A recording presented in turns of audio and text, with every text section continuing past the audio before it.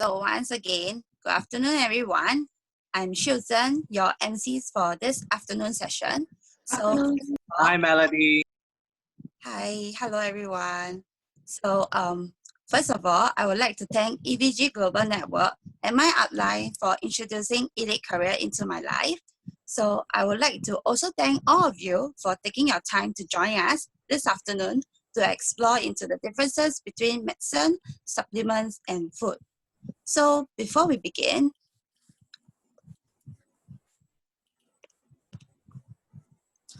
our AV team has put your Zoom on mute to allow the session to run smoothly without interruption. So later on, we will have a Q&A session. So if you have any questions, you can unmute to voice your questions. But of course, if you do not wish to on the mic, you may use the chat function to type in your questions too. So pictures will be displayed during the presentation. So if you can't see clearly, you might zoom in for a clearer view. So as technology has advanced, there are more and more types of medicine invented by pharmaceutical scientists, and we can also see the increasing number of people believing in medicine science. Some believe in traditional Chinese medicine, and some believe in supplement. So there are a wide range of health food in the market saying that they are good. So how can we ensure that our choice of health investments is valued and more secure? So we will have Melody and Jia En to cover today's topic. So the first part will be shared by Melody. So Melody, please. Hi everyone, very good afternoon to you. Right, so before I start, I would like to thank EVG and my upline. So I am Melody, right? So give me a short second while I share my screen with you. And hello to the friend that that was calling my name earlier. Sorry, I mute myself.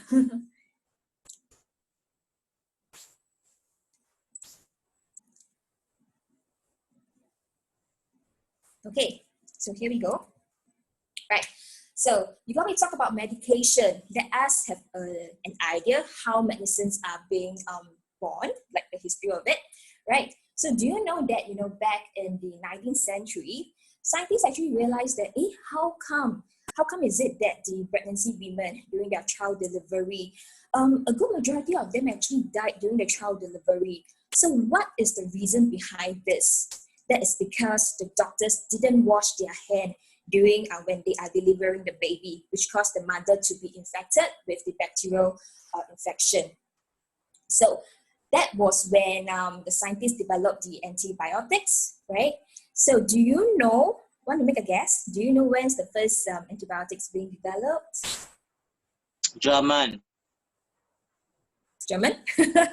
Okay, so thanks for answering. So basically, how it happens is that, back in 1928, penicillin was first discovered, but it wasn't used until like 1942, right? So it takes about quite a while, right? So the thing is, right, now that there's a lot of antibiotics we know out in the market, how can we actually properly use the antibiotics? Do you know that in the US, before any doctors can prescribe antibiotics to the patient, they must conduct checks on the patient to make sure that, oh yeah, he or she has really caught like a bacterial infection before antibiotics can be given to the patient. If, let's say, no checks, no test has been conducted, and they anyhow prescribe the antibiotics, then their license will get revoked. So looking at this practice, right, you will see that in Asian countries or even like Singapore, Malaysia, you will see that it's not a common practice over here, right? So basically what happens is that you might have realized that no test has been conducted, and sometimes we even tell the doctor, hey, can you give me these antibiotics so that I can feel better, Yeah, so if let's say, right, we don't have this bacterial infection, but we did take the antibiotic, so what will happen? So this is actually caused, this is one of the, this is also like considered as a misuse of the medication. So commonly you will see that, generally, a typical type of antibiotics will be prescribed to treat quite several kind of like bacterial infection, right? If let's say the dosage of the medication is too high, it will actually cause damage to the liver and our kidney. And if, let's say, the dosage is far too low, that will mean that, bacteria continue to remain in our body, right? So as time goes by, the body will get used to all this like medications, and because the bacteria is still remains in the body. So what happens is that the bacteria will continue to multiply, and that is when we will feel unwell still. So assuming that we are given again the same kind of antibiotics, it doesn't have any effect on our body already, because that is when the antibiotics resistant has we have that in us already. So we are resistant to that kind of antibiotics, and that causes another problem, which will actually cause more superbug to even emerge. Superbug means that these are the kind of bacteria that no medicine can actually kill them, right? So you will know that in most cases, most of the diseases, they are not exactly like bacterial infection, but rather they are caused by viruses. So it's quite common nowadays that we see that viruses such as SARS, H1N1, influenza A or B, Hep B, hand, foot, mouth disease, dengue fever, Zika, and so on, right? So, so basically all this, they actually come with like vaccines. Some of them do come with vaccines. So let's take a look at this picture, right? So basically what happens in our body, right? If let's say, bacteria or viruses would enter the body, then our B cells inside our body, they will start to produce different kind of like antibodies. These are the medicine for our body. And they can actually help to fight against the bacterial, the viruses, as well as any other like pathogen. So using the same kind of theory, what scientists do is that scientists actually extract the dead virus, the dead bacteria, or like the weakened virus and bacteria from the infected patient. They take it out, and then they will develop it into like a vaccine. And then they will inject it into like a human body, so that the human body can, sort of like produce its own antibodies to counter against this bacteria and viruses.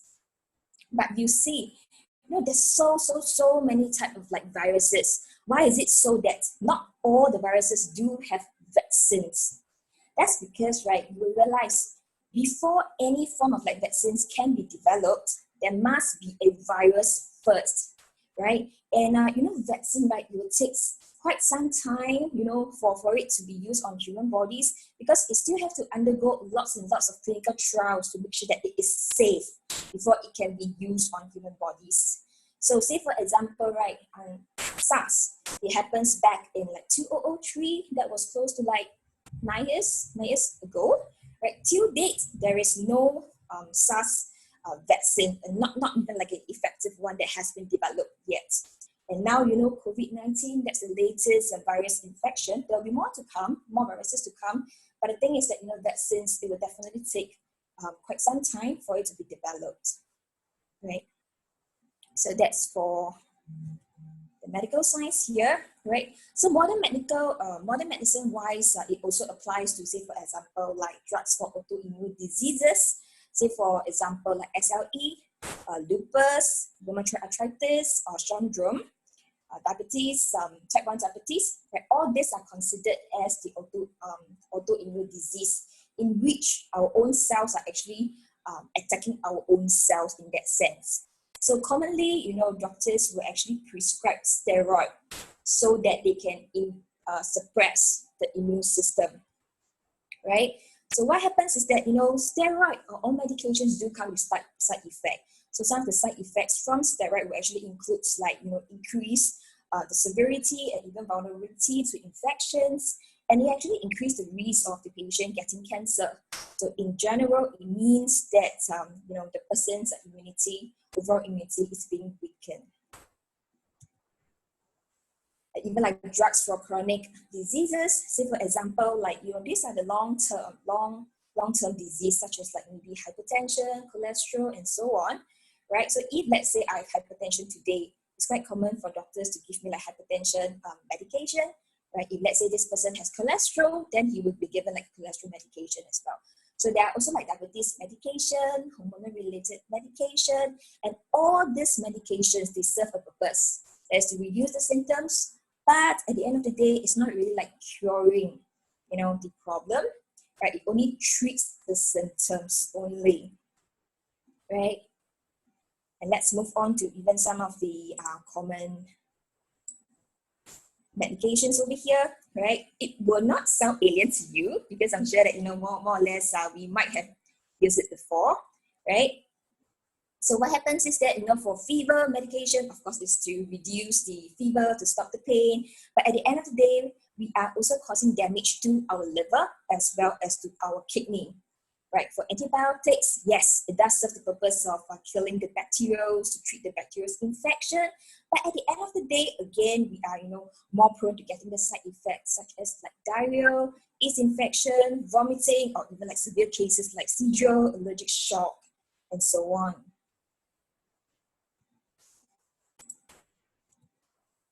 Statin is probably given when we want to calm somebody down, right, or to induce sleep.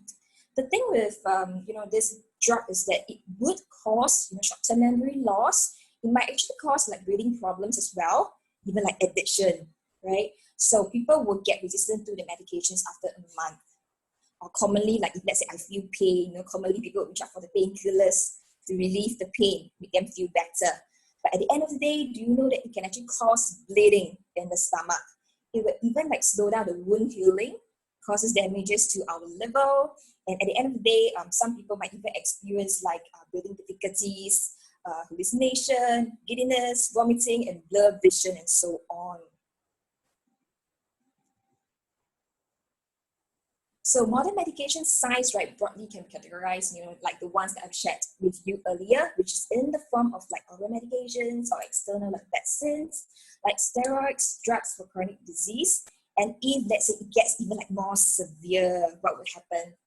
People might be scheduled for like surgical procedure, right? So these two are the common ones under the modern medications, the medical science. So we see that, right, in terms of emergency, right, drugs can save life. But however, if we misuse it, it can actually kill us, right? So before we move on, right, let's hear from Dr. Chen Zhao Fei. She is actually the founder of nutritional immunology, which means that nutritional immunology basically means that what are the nutrients that can actually boost our immune system. So let's hear from her on her thoughts on what is medication.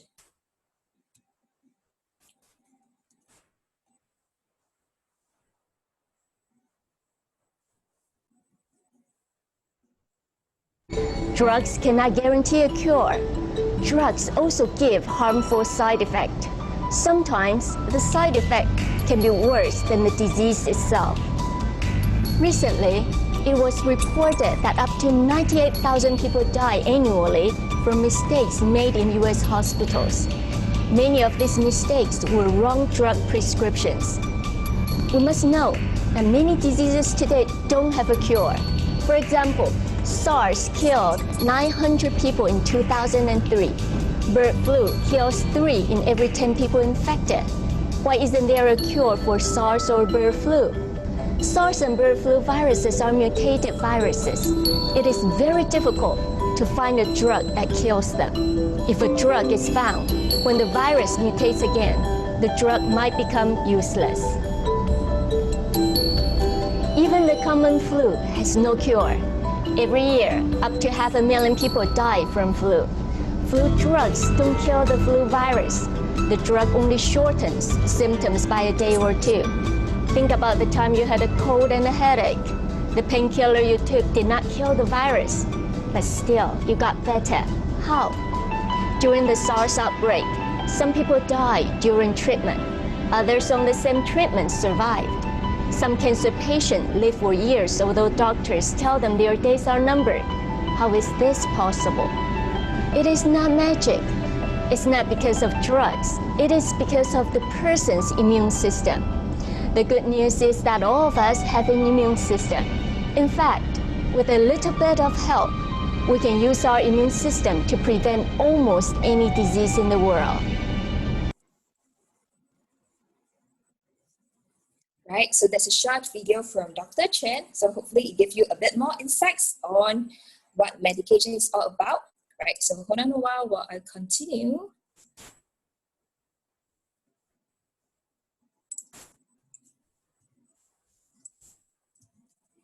Okay, so supplements, that's something also not too alien to us, right? So in our hectic lifestyle, right, it's quite common that we feel that maybe we lack certain vitamins, certain minerals, and then that's when we will actually go to like pharmacies to get all this supplement so as to, supplement those missing minerals and vitamins that our body needs. So let's take a look at how supplements are born. Right, so during the World War, right, there was actually people are dying of starvation. So due to lack of food, people fall ill.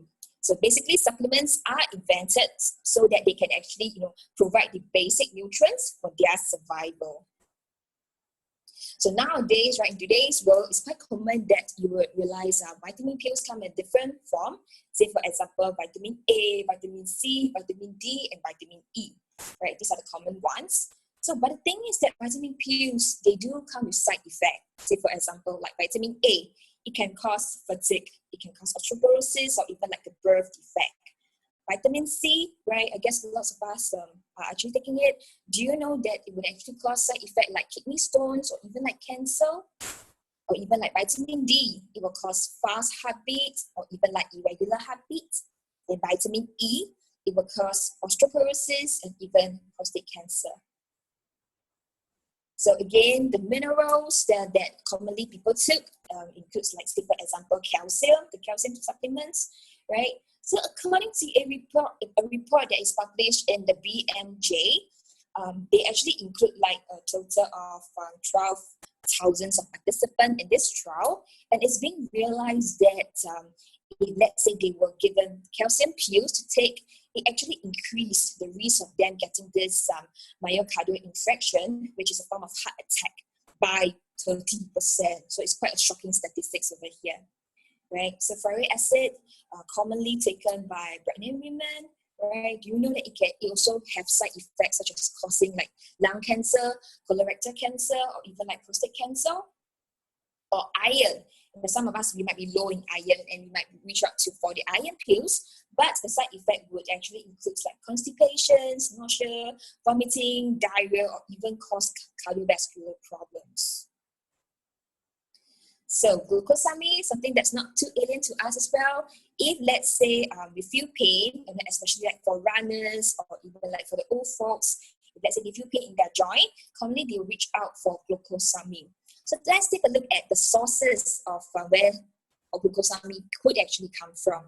It could actually come from the animals' cartridges, such as like zombie or the shark, or it could come from the shell, the shell of the shellfish, such as like the crab, the shell of the crab, the lobster, right? Or alternatively, it could be, a man-made one in a laboratory.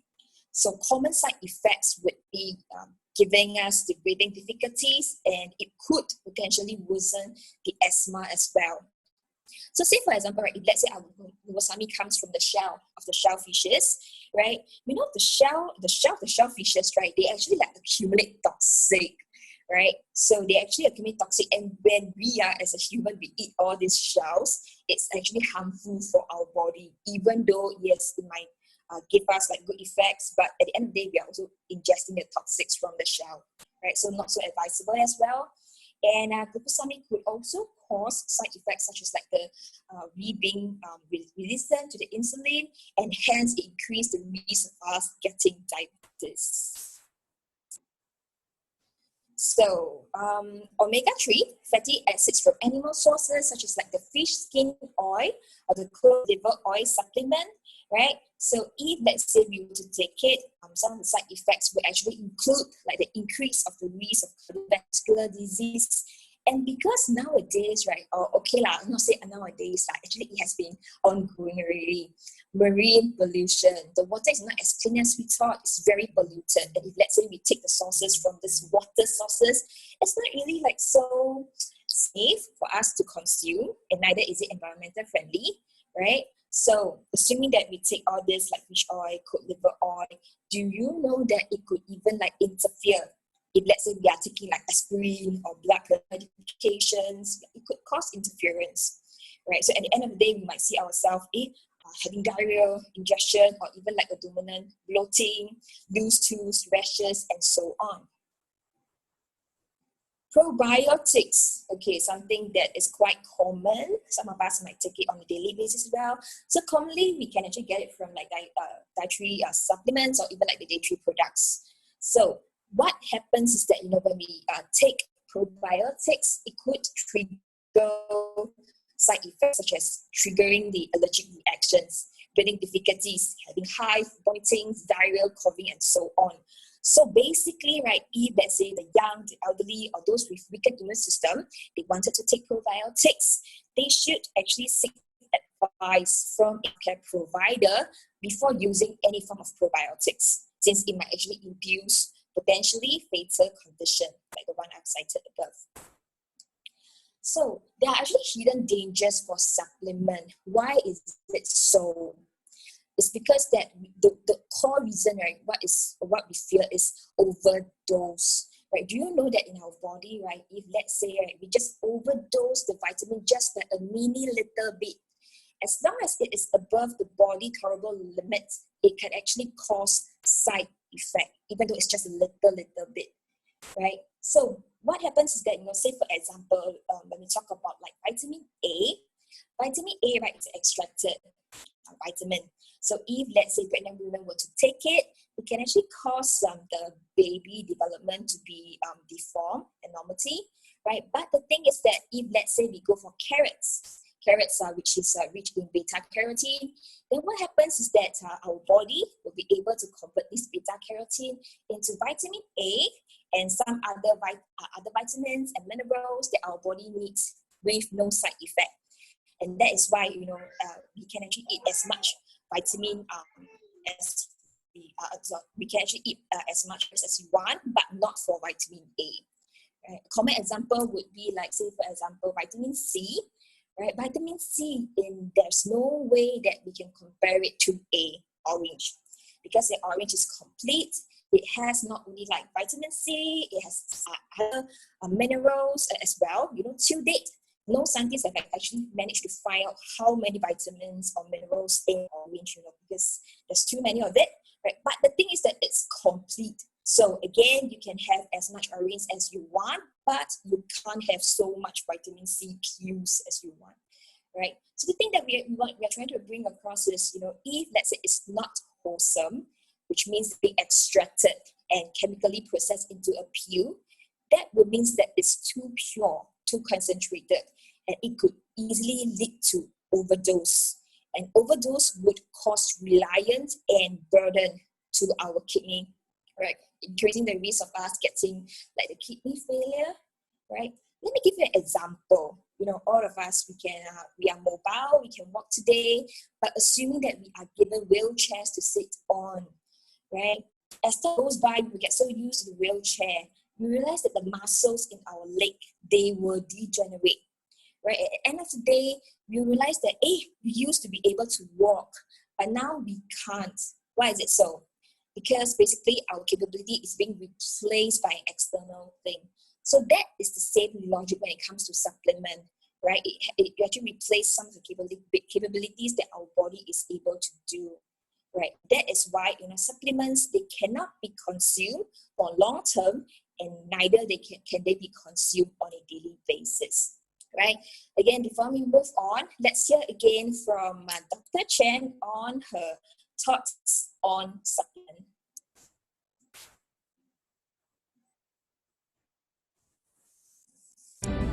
Some people ask me, can you get all of these nutrients from a vitamin bottle? In order to be effective and well absorbed by the body, these nutrients must be obtained from wholesome plant foods. Yes, you might get antioxidant and multivitamins, but these are not natural antioxidants.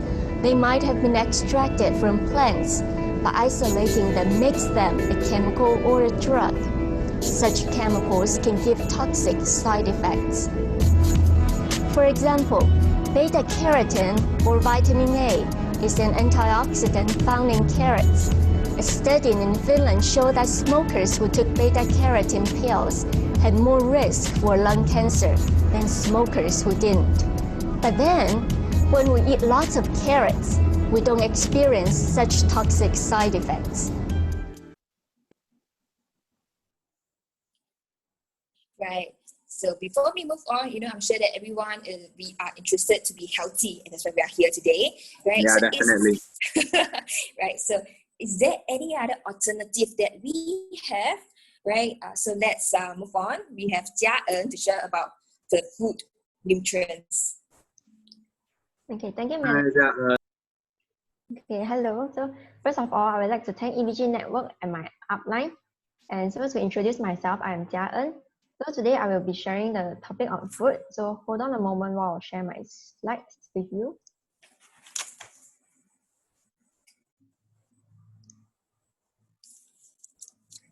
Okay. So I'll be going through the slides with you for food. So taking a look at the human teeth, does our teeth structure looks more similar to a horse or similar to a lion? And with our teeth structures, are humans meant to eat meat or eat plant? So let's take a look together at the teeth structures between herbivores and carnivores.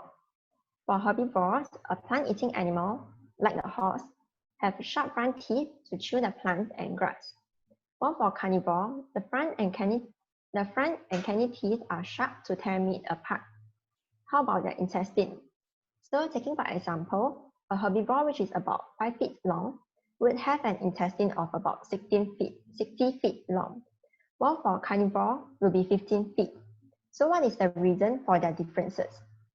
Plant-eating animals have longer intestine to allow more time for absorption of the nutrients, as plant food needs more time to be broken down due to the large amount of fiber. While carnivores have shorter intestinal tract to allow meat to pass through quickly, as raw meats have high amount of bacteria. So after analyzing the table, research have actually shown that humans evolved around 250,000 years ago from ape-like ancestors. So it turns out that humans are actually herbivores. So it is recommended for us to eat more fruits and vegetables. So talking about plant foods, not all plant foods are safe for our consumption. So as plant foods are categorized into 3 categories, which is poisonous, medicinal, and functional. So let's take a look at the first one, poisonous plant. Example would be ephedra, marijuana, and tobacco. Many diet pills actually contains ephedra, but as it is poisonous, it is not suitable for our consumption as it can burden the liver and kidney. And this poisonous plant food can be fatal as well. What about medicinal? Medicinal plant foods are commonly found in traditional Chinese medicine, and with medicines, it comes with side effects. And overdosage can also lead to serious side effects as well. Actually, many Western medicines are extracted from Chinese medicine.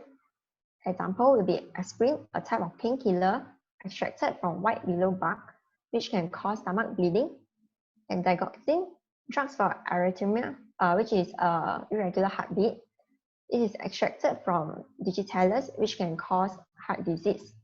And these medicinal plants are actually not suitable for pregnant women and children's consumption. Next up will be functional plants, which are wholesome plant foods like vegetables and whole grains. These are foods suitable for all ages. No matter how much are consumed, there will not be any side effects. So I will be sharing on the various nutrients in food. The first one will be protein, so which is essential for our body cell renewal. So normally, where do we get our protein from? From milk, meat, and eggs, right? All these are actually animal proteins, which are high in fats, cholesterol, animal hormones, and calories. It will increase the risk of osteoporosis as it is difficult to digest and absorb by our body. Children who grow up drinking milk get allergies more easily as it burdens and damages the liver and kidney. Babies as well need protein too. So the first choice will be breast milk, which contains the required antibodies for baby. If not, the second choice will be soy milk. It is free of fats, cholesterol, animal hormones, and it is low in calories. It is easily digested and absorbed by our body, which does not burden our health. So soy milk is safe even for babies. So in plant food, soy is actually the best source of protein. It has 2 times more proteins than meat, 3 times more than eggs, and 12 times more than milk. Soy also has anti-cancer effect as it inhibits the growth of cancer cells and tumors. Soy also helps to prevent cardiovascular disease, which reduces cholesterol, and also prevent osteoporosis by enhancing calcium absorption and retention. It stabilizes blood sugar as soy has a low GI index of 18. Soy is actually a good choice if you want to maintain body shape, as it also helps in weight management, as it helps to speed up the fat decomposition and also inhibit body fat formation. Next will be fiber. Do you know that fiber is actually very important in our diet? This is because we need fiber to flush out the toxins in our body. The recommended daily intake is 20 grams to 30 grams, which is equivalent to 10 unpeeled apples. And insufficient fiber will cause constipation and a long-term colon cancer. So an example is psyllium husk, which is very rich in soluble fiber and insoluble fiber, which has 71 grams of soluble fiber in 100 grams of psyllium husk, which is 7 times more than oats. So what's the difference between soluble and insoluble fiber?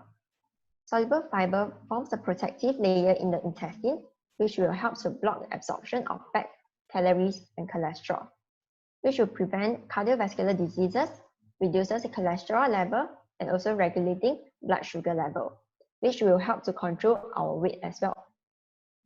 So what about insoluble fiber? Insoluble fiber acts like a natural laxative, like a broom, to remove toxins from our intestine for a cleaner digestive system, also preventing constipation and colorectal cancer, hence helping us to achieve a radiant skin. So next will be phytochemicals, one of the disease-fighting nutrients. Why do we need this? This is to combat our modern day diet and lifestyle. As our daily diet, it is difficult to avoid animal protein like meat and seafood, as animal proteins are high in calories, cholesterol, which is not ideal for our body. Also, negative emotions like stress and anxiety will cause our body to secrete a toxic hormones called corticosteroids, which will suppress our immune system up to 80% within 30 minutes. So if you are facing this daily, this will mean that only 20% of our immune system is functioning. Furthermore, many food contains food chemicals like MSG, colorings, and preservatives. All this will affect the normal functioning of our immune system. Therefore, we will need phytochemicals in our diet to combat this problem.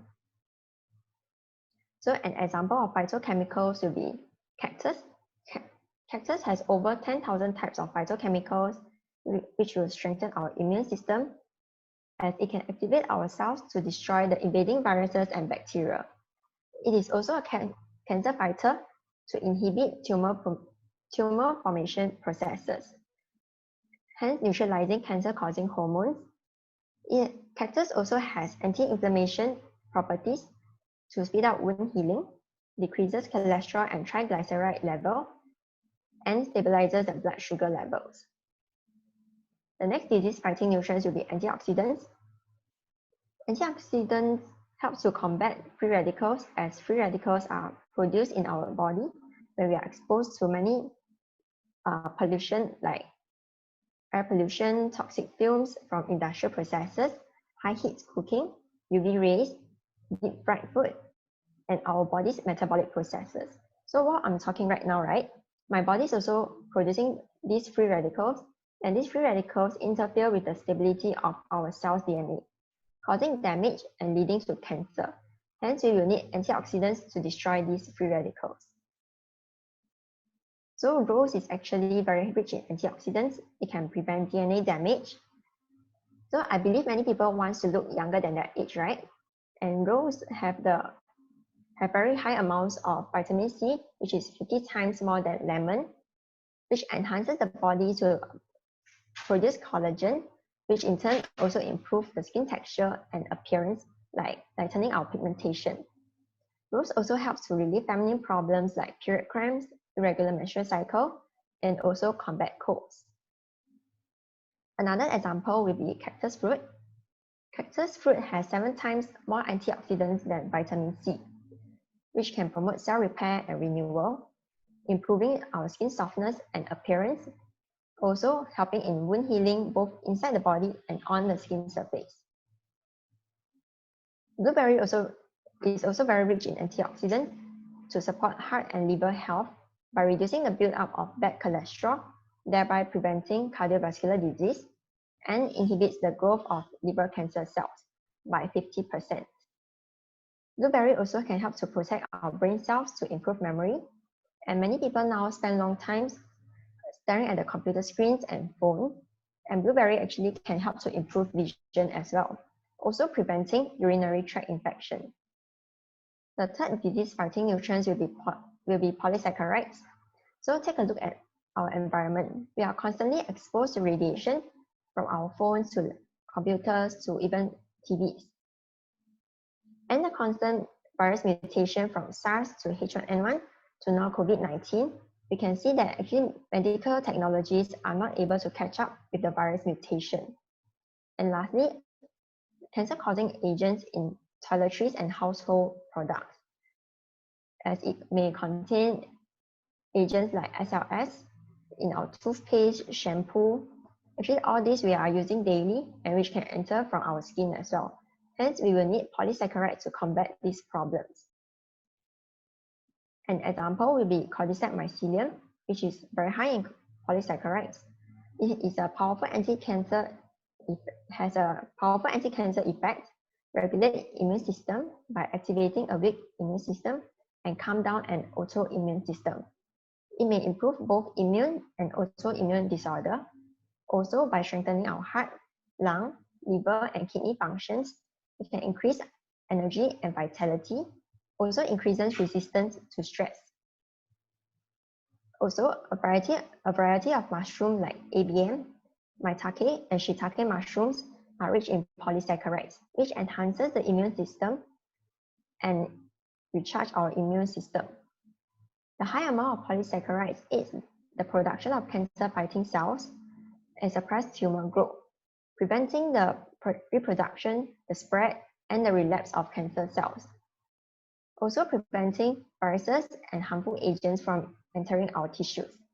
It can also treat and prevent AIDS, chronic diseases, obesity, viral infection, poor blood circulation, upset stomach, and exhaustion.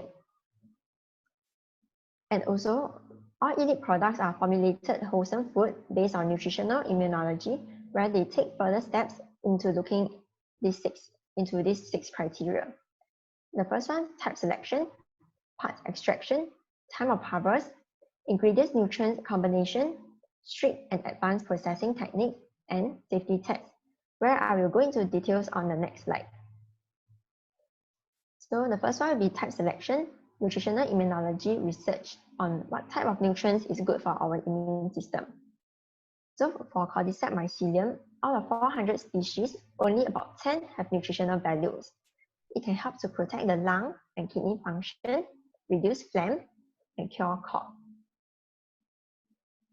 They also look into part extraction, which part of the plant has the highest amount of nutritional value.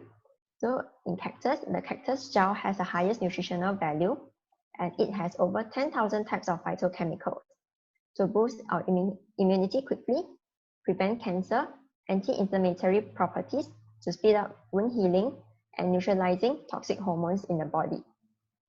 While for rose, the highest nutritional value will be in the flower, and for ginseng, it is in the roots. The time of harvest is also important. The plants are harvested when the nutritional value is the highest. So ginseng aged around 6 to 8 years have the highest value of ginsenosides, reduces the body to help the body to adapt to stressful conditions, reduces fatigue, improve our memory, and improves oxygen level in the body. And rose is the most nutritious when it is budding. Nutritional immunology also takes into consideration the ingredients-nutrients combination, as the right combination of ingredients can further enhance the benefits of each ingredient and bring synergy, while an incorrect combination will destroy or cancel out each other. So example with cactus. Cactus is full of vitality, where they can survive for 400 years, and the right combination with cactus will accelerate the power of the body cells. Elite products also have to go through strict and advanced processing techniques. So example for cactus have to go through high priority filtration to be able to filter out very, very small particles, even bacteria, that are 0.01 to 100 microns in size. So for spray drying, it is ideal for plants that require certain temperature to eliminate the toxicity, yet preserving the taste, the color, and the nutrients. So example would be soy. Soy actually has more toxins and requires a heat of about 60 degrees to remove the toxins, the skin, and the seed. Next will be freeze drying. Freeze drying can retain nutrients and maintain wholesomeness. So example with strawberries. So like sliced strawberries requires 14 to 16 hours to freeze dry, while a full strawberry takes around 3 to 4 days. It rapidly freezes the plant food at the required temperature to remove most of the moisture, retaining about 1% to 4% only. It can also have a longer shelf life without preservatives and quickly reconstitute after adding water. The last one will be safety test. Actually, many plants have been contaminated by the environment, the soil, and the water sources. And so organic doesn't mean that it is safe unless it can pass the following safety tests like heavy metals, microorganisms, pesticides, and poison tests. We also have a manufacturing facility in Singapore. It is awarded the Food Safety Excellence Award Gold by ABA, now SFA, where it is graded A for 15 consecutive years. So after sharing on the many benefits of food, the miracle cure is right there in the supermarket. That is all the fruits and vegetables. And nutritional immunology products are just a convenience to you. So in conclusion, nutritional immunology advocates that prevention is always better than cure. Of course, we need to partner with these 4 factors to achieve a healthy body. That is sufficient sleep, having moderate exercise, maintain a positive emotions, and of course, correct, pure, and well-balanced nutrition to have a healthy body. So through our sharing, I'm sure that now you have a clearer view on the differences between medicines, supplements, and food, and how to choose the correct health food so that you can share this knowledge with your families and friends. So with this, I will end my sharing over here. So thank you very much for your time. So I will pass back the time to the MC. All right. Thank you so much, Melody and Jia Eun, for their sharing. So actually, I've learned from Melody the side effect of medicine, and taking supplement also do have side effect. For Jia Eun, right, I understand that eating right nutrients is important, and of course, we must actually have these 3 factors to fulfill. So first one will be sufficient sleep, second will be appropriate exercise, and then third will be stable mood. So if we can actually meet the above criteria and couple it with the right balanced nutrition, we will certainly get a strong and healthier immune system. So after hearing from the 2 speakers, did anyone actually benefit from Elite products? Definitely, yes. So before I invite the sharer, so let me just share a little bit about her. She has a very hectic lifestyle, and she has been facing multiples of health problems. She has also been taking Panadols and other medicine for over the past 20 years to release the symptom. So now I shall invite her to share her testimonial. So let's welcome Mary to share with us. Hey, good afternoon, everybody. I'm Mary. Today, I'm going to share about my health testimonial. I'm a workaholic whereby I have lots of responsibility from working to taking care of family members. Over the past 20 years, I have headache, giddiness, constipation. In recent years, I started to have numbness in my hands, legs, which are on and off, as well as sleeping and eye problems. This could be due to my hectic lifestyle and insufficient rest. So back then, how I resolve all these problems? Okay, I consume Panadol 3 times a day and running nose drugs to help me in my sleep over the past 20 years. As I have constipation and able to expel only once a week, I will take laxative to help me with my bowels. I'm concerned with the high medical costs, okay, in Singapore. I have only one son and I do not want to burden him. So one day, I sat down and talked with my son about my thoughts. As I want to prevent my eyesight from getting worse, I had tried various products from pharmacy. I even wanted to try out enzyme products for my constipation problem because I heard that it is good. I will buy products that are less than $100 and within my budget. My son suggested for me to meet up with his colleague who is not just a consumer but also a preventive science educator on nutritional immunology. At first, I rejected my son as I do not have any spare cash to spend on the products. But my son insisted on me meeting his colleague. After several rejections, I finally agreed to meet her.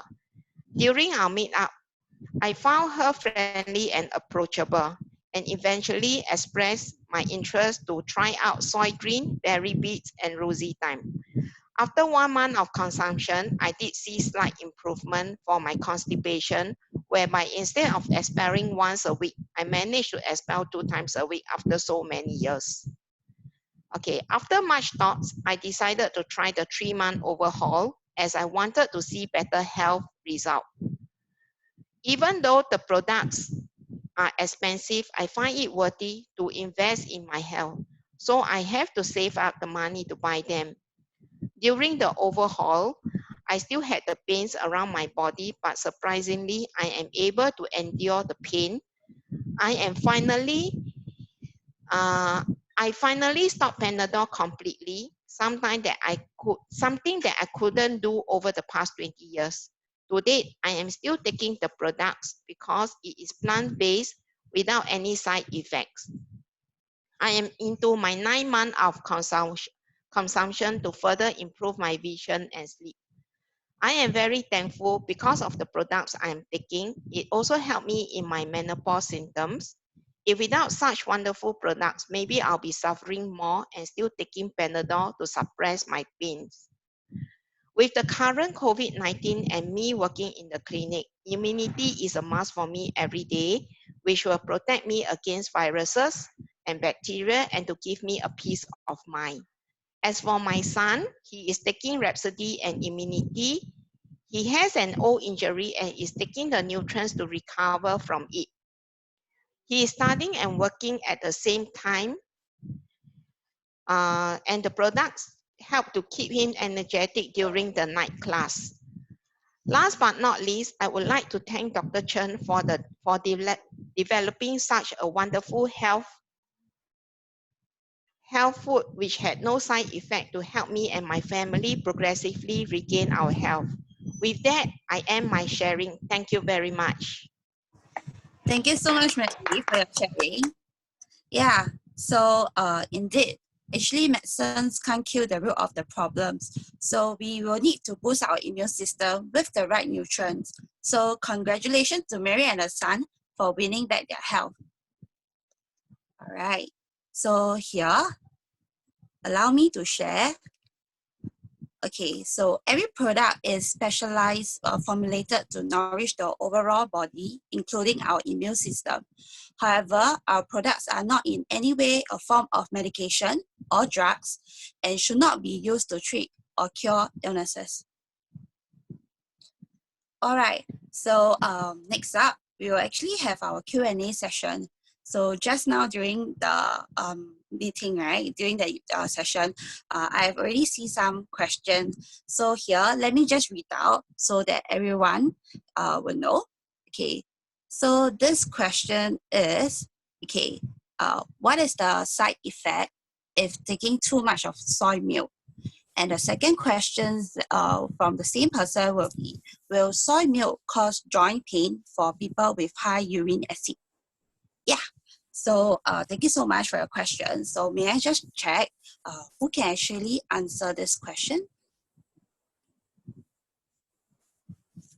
Hi Susan, I'm Melody here. All right, so I can take on this question. All right. Thank okay. you. Yeah, hi. Is it right? Okay, so let me just repeat the questions again. So basically there's two parts to it, right? So what's the side effect if taking too much of the soy milk, and will soy milk actually cause joint pains for people with high uric acid, which means that for people who have gout, right?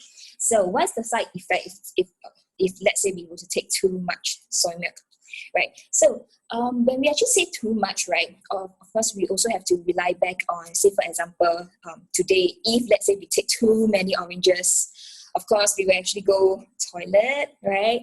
So if let's say we take too much of anything, it would have it will cause us some stomach discomfort, right? So if let's say so long as it's of a wholesome food, right, and we exercise to eat it moderately, right, basically it's still quite okay. There won't be like too much.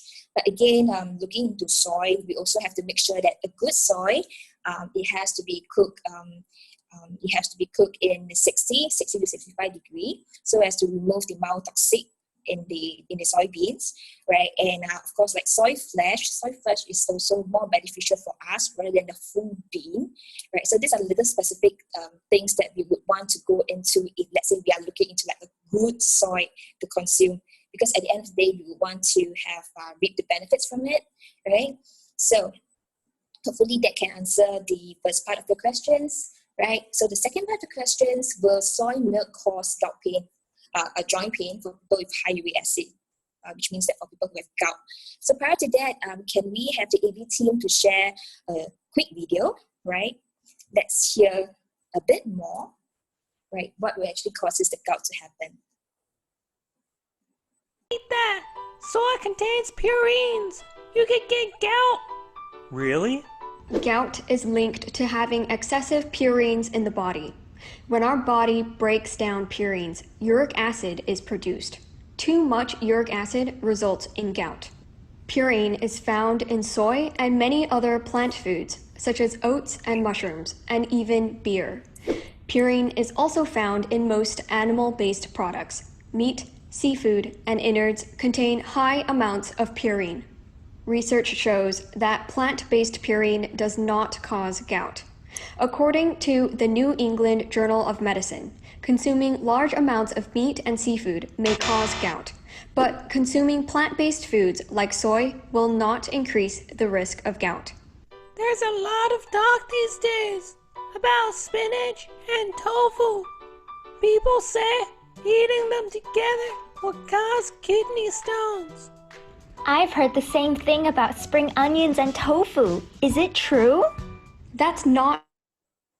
Okay, so yeah, so that's a short video about what actually causes gout, and we realize that from this it is the purine. So allow me to move on to share a bit more information with you. Right, just hold on while I show my slides.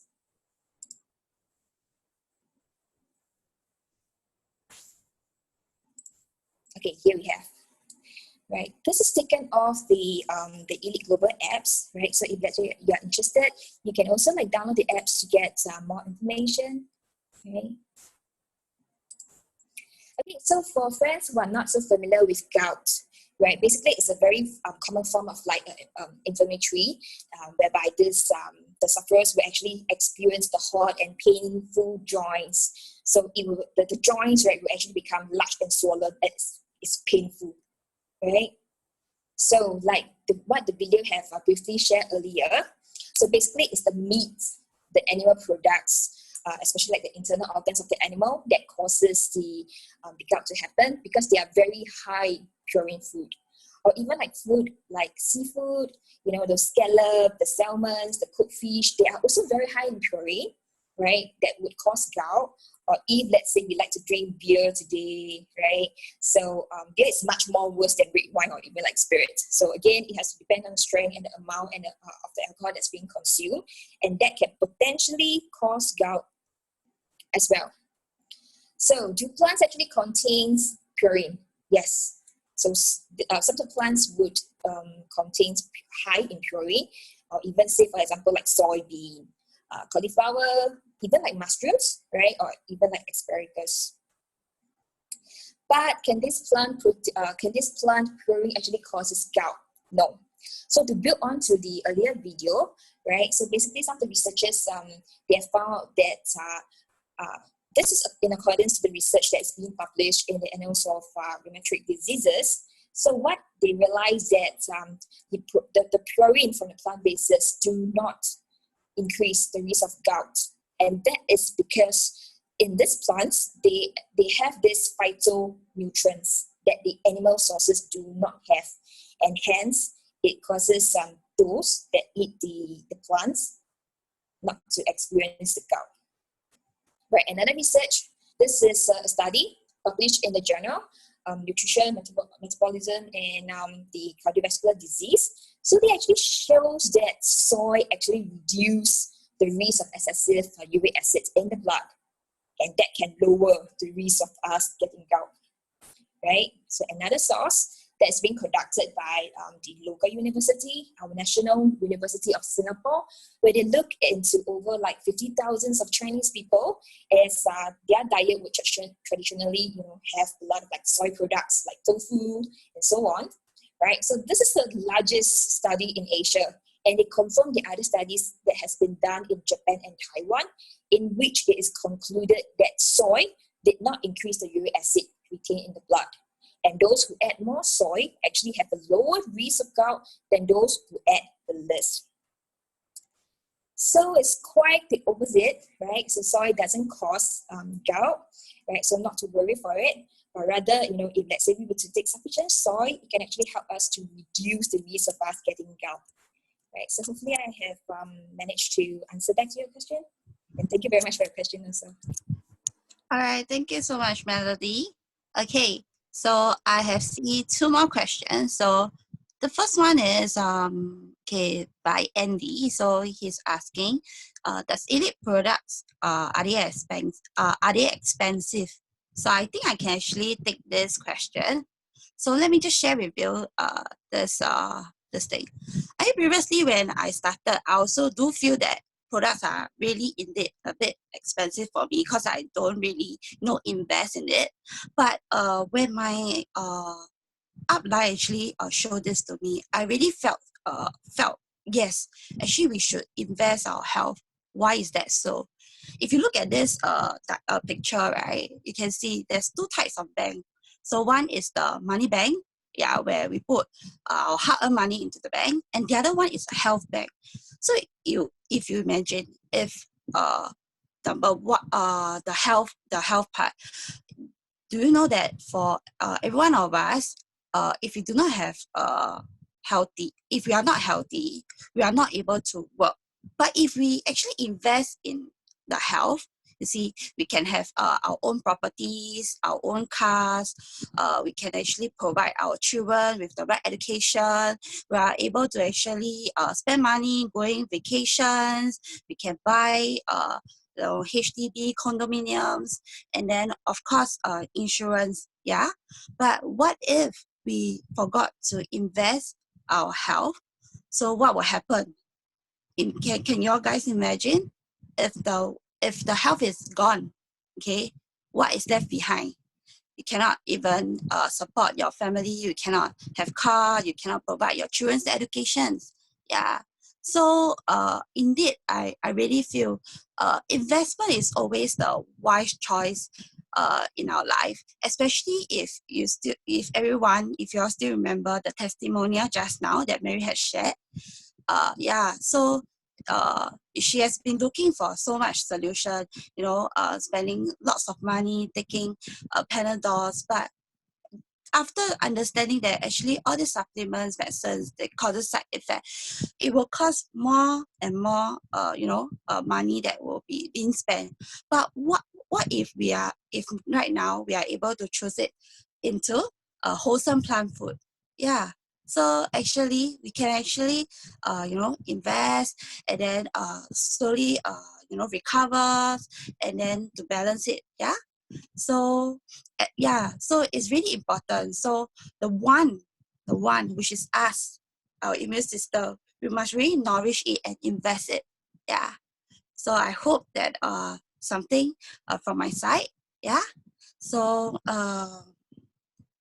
okay. So the next question. Okay. The next question is actually by Joy. So Joy actually asked, since the products are so good, does it mean that we don't need doctors? Yeah, so for this question, can anyone answer this? Hi, hi Johnson, me again, right? Yeah, so allow me to share a bit of insights, right? And thank you, Joy, for your questions. Okay. So allow me to share my slide, just hold on a quick while. Okay, back to Joy's question. So since the products are so good, does it mean that we don't need doctors anymore? Right, so just to clarify, right, the doctors as well as nutrients, they serve a totally different function, right? So basically, they cannot replace each other. So say, for example, if let's say we are sick today, right, medicine will be given to us to control the very uncomfortable symptoms that we are feeling, so as to help us to feel better. So medicine can replace our body functions temporarily in that sense. And in severe cases, we might even need to undergo like surgical procedures, right? So basically, like, if let's say today I have high blood pressure, then of course I will be given like high blood medication, right? If I eat it, then my blood pressure will be normalized. But if let's say I choose not to eat it, then you will see that my blood pressure shoot up again. Right? So you see that medications, they only have one single purpose. They can only help to control the sickness. But at the end of the day, you will realize that they do not solve the problem because they do not cure. So it's going to be like never ending, which means that you will hear some people say that, oh, I have to take this medication forever, But do you know that, all drugs, even for like all these little drugs that we are taking, they actually have harmful side effects on our body. So if, let's say, in emergency cases, we definitely need drugs to save our life, right? But if, let's say, we were to misuse the drugs, then it could potentially rob our life away, right? So let's take a look at what is the difference if, let's say, we are looking into preventive science. So preventive science talk about nutritional immunology, which means the nutrients to boost our immune system. And apart from that, apart from having like a balanced nutrition, it's also very crucial that we know to exercise moderately, to rest sufficiently, and even to maintain a good and happy emotion, right? So let's take a quick look at this chart. So basically what the products are actually doing is that they would nourish our 80 trillion cells so that all these cells would know how to defend against bacteria and viruses, to cleanse against the unwanted toxics, the impurities, as well as to repair the damaged tissues in our body. So that is how our organ will get stronger, our body system will get stronger, and eventually our immune system, yes, it's going to improve. Right, so those with existing condition, it's still necessary, for us to take medications in order to control the illnesses. But food nutrients is there. Why is it there? It's because we also need to boost our immune system at the same time. So both work together for us to feel better.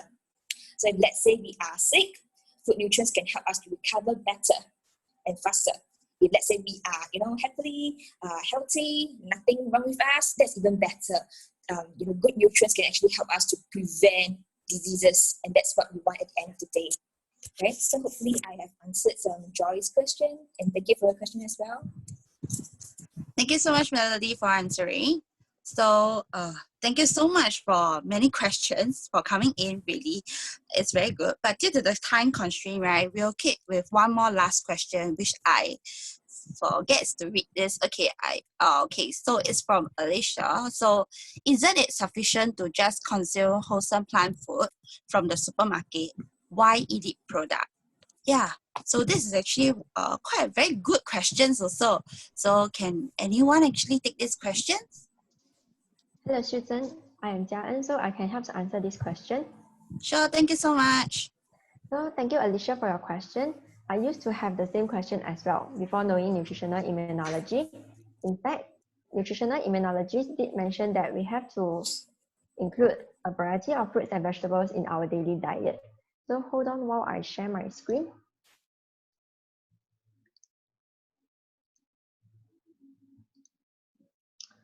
Okay, so let us take a look at the differences between nutrition and nutritional immunology. So according to research, we are not lacking on basic nutrients such as protein, carbohydrates, vitamins, fats, and minerals. These are what we can get in the market as well in our 3 meals. These are only essential nutrients for our survival. But however, for nutritional immunology, it advocates that consuming these 3 main nutrients, phytochemicals, antioxidants, and polysaccharides, will boost our immune system to fight against diseases and achieve longevity.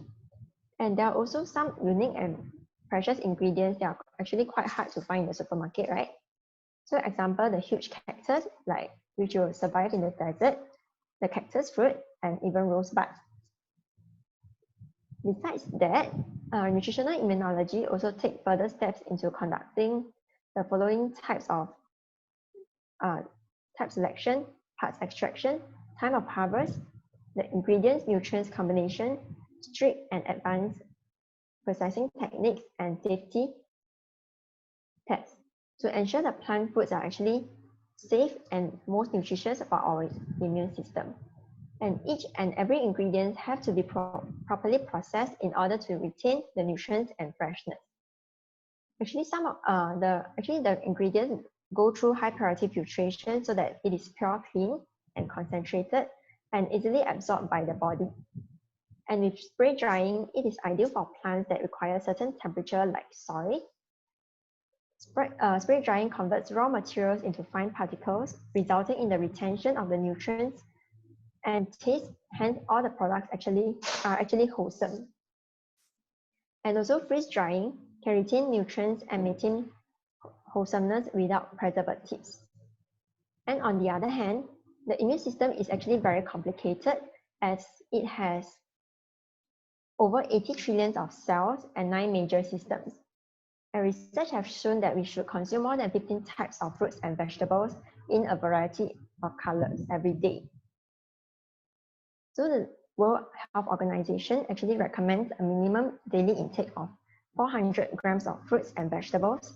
This is actually quite hard to achieve on a daily basis. I myself find it difficult too. Hence, Elite products provide a convenience for us to meet the needs of the different age group that I have mentioned earlier. So I hope that I have answered your question. So thank you for your question as well. Thank you so much, Jia, for answering this.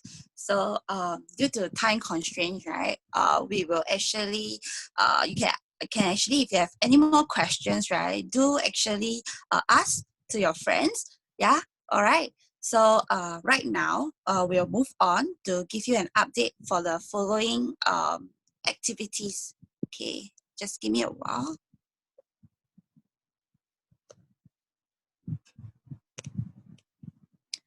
Okay, so tonight there will be a Chinese session. So this is actually a topic, loving the heart, living healthy. So it will be 8 p.m. via Zoom, all right? It's tonight in Chinese. So for tomorrow, there's an Elite Global Business Opportunity in Chinese, and the link will be open at 8:20 p.m. So I really hope that every one of us can actually explore on this business opportunity. And then on the 7th of June, so EVG Global Network will have our very first successful training 6.0. So this will be in Chinese also. So the time will be actually from 2 p.m. to 5 p.m. For more information, right, please get it from your friend who invited you today. So this will be the next one. Okay, on the 13th of June, there is a talk room with Dr. Zhao Feichen, the founder of Nutritional Immunology. All right, so it will actually start at 10 a.m. to 11:30. Do take note that live stream link and page will be available one day before the event. So this will also be conducted in Chinese. And for the on the 20th of June, okay, on the 20th of June, there will be an upcoming session in English with Dr. Yi. So a background, Dr. Yi is a medical doctor who is the daughter of Dr. Zhao Feichen. So this will be a live streaming session also, where she will share tips and advice on how to live a healthier lifestyle with nutritional immunology. So this will be on a Saturday from 10 a.m. to 11:30 a.m. So for the above activities, right, you can get the link from your friend who invited you today. So before we end off, so let's take a group photo together. So those who are convenient, right,